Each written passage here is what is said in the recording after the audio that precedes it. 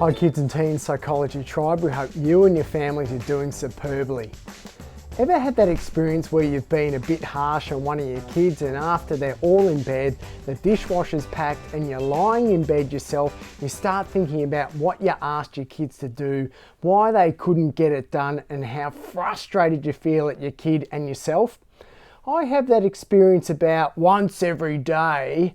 This is a pretty common experience amongst parents and can leave us feeling like we're failing our kids and we're really just a grumpy so-and-so that needs to relax and stop being so harsh. So why does this happen? Research suggests that this kind of conflict occurs with our kids when our expectations exceed their developmental level. Or in other words, we want them to do a task that they're not quite ready for.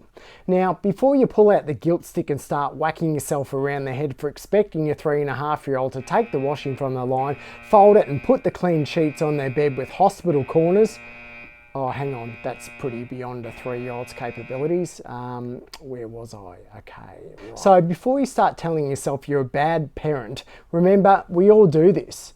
In some ways, having expectations a little beyond the reach of our kids can be a good thing as it can extend their abilities. I also think it's a common occurrence across our suburbs because we're close with our kids.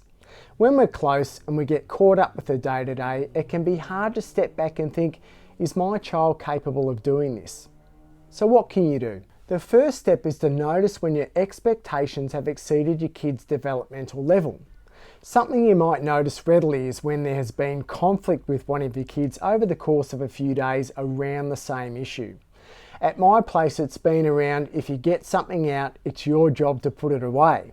When it's been happening over a few days, I find I start to have some cranky thinker which goes something like, I can't believe it, how many times do I have to say this? What am I, the slave around here? When you notice this daily conflict around the same issue and the cranky thinking is kicked in, it's time to take a step back and check, is this a bit beyond where my kid is at right now? Okay, so you've noticed.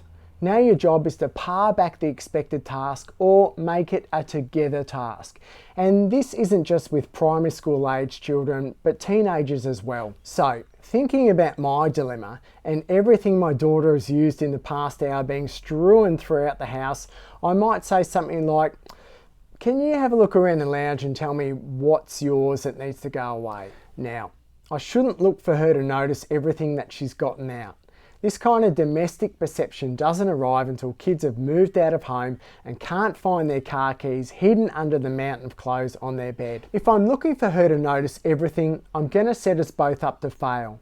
She'll fail in tidying up and I'll fail in being cranky. As long as she sees the majority of the things left out, that's a start. Now, I'm either going to point out a few things for her to put away or we're going to do this thing together. What I'm aiming for is for some level of success that's a step closer to her eventually being able to do this without being asked, or at least asked less often. We want some success here, even if it's not quite what you hoped, because our kids will then be more inclined to have a go at the things we've requested them to do, and it will build some credit in the relationship bank for next time. Anyway, there's lots I could say about this, but I won't keep you here all day. Love to hear your thoughts if you'd like to comment below. If you've liked our vid today, then like our page so you can keep up with the content that's meant to support you. Bye for now.